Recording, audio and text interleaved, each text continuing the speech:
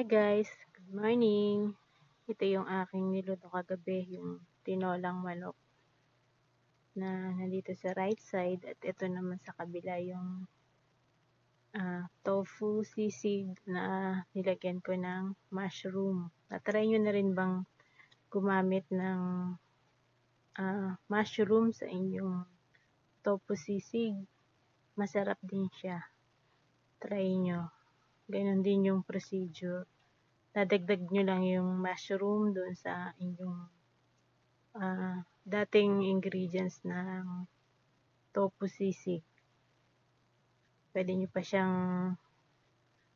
lagyan ng chicharon sa ibabaw pagkatapos na maluto ng ating tofu sisig. Tapos kailangan ng sabaw, ayan naman yung tinola. Ating sabaw. Ayan. Sarap, diba? Thank you for watching. Bye.